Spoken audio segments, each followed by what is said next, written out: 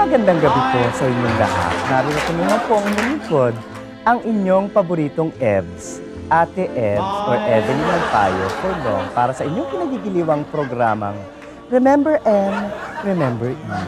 Put them together, remember well. Ngayon pong gabi ay ating babasahin ng isang liham na nanggaling sa isang babaeng nagtatago sa pangalang Nita. At ito po ang kanyang sinasabi. Dear Ate Ebs, ako po ay isang pangkaraniwang dalaga na naninirahan dito sa isang liblib na baryo sa Siquijor. Nasabi kong pangkaraniwan ako dahil yon ang akala ko. Hanggang sa dumating ang aking ika-18 kaarawan.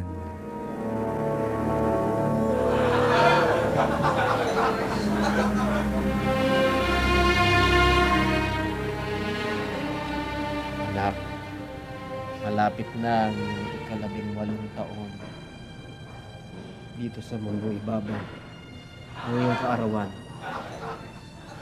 siguro'y dapat malaman mo na ang lihim ng ating angkan. Ano po yun? Inay, mabuti pa. Ikaw na magsabi. Anak, makinig ka mabuti. Sa darating na linggo, magiging 18 taong gulang ka na. At ayon sa hula, sa henerasyong ito raw, lalabas ang ika-7 aswang. At ikaw yun. Ako? Ako? Ngunit, paano?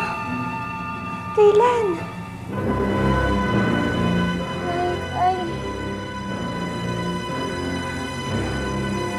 Ayon sa lihim, sa ika-3 henerasyong lalabas ang aswang.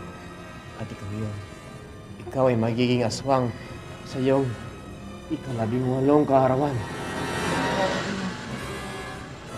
Ang henerasyon na yun ay ngayon.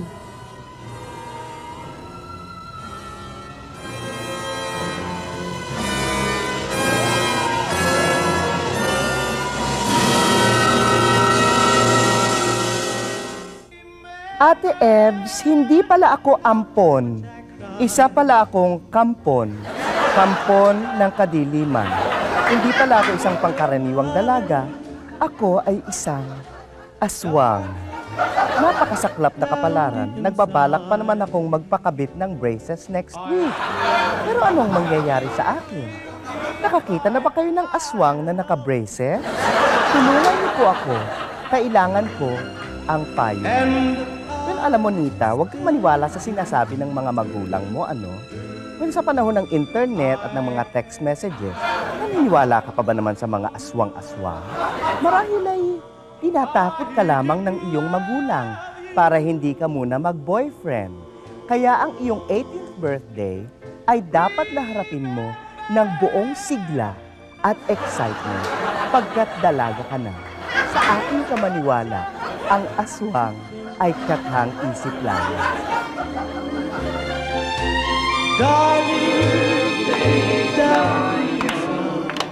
Happy birthday to you.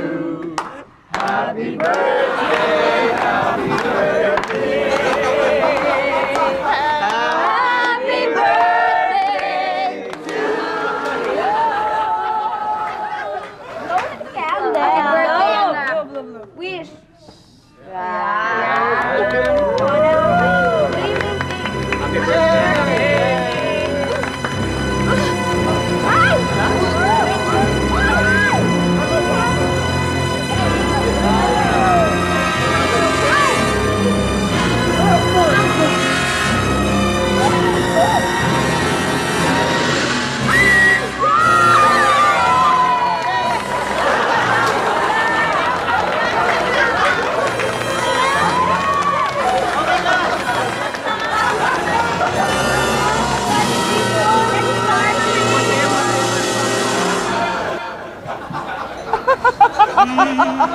Naku, pasensya ka na.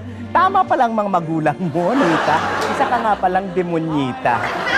Bueno, dapat siguro tanggapin mo ng maluwag sa iyong kalooban dahil yung pagiging aswang, may mga advantages din naman ng mga yan, ano? Kaya lang, hindi ka na kailangan mag-commute pag gustong mamasyal, lilipad ka na lang sa gusto mong lugar. Mag-iingat ka lamang sa mga sibat at huwag kang magpapaaraw dahil baka ikaw ay maging alam mo. Ano? Ito pong muli ang inyong paboritong Evs na si Ate Evs na nagsasabing, remember M, remember E, put them together, remember when. See you next time.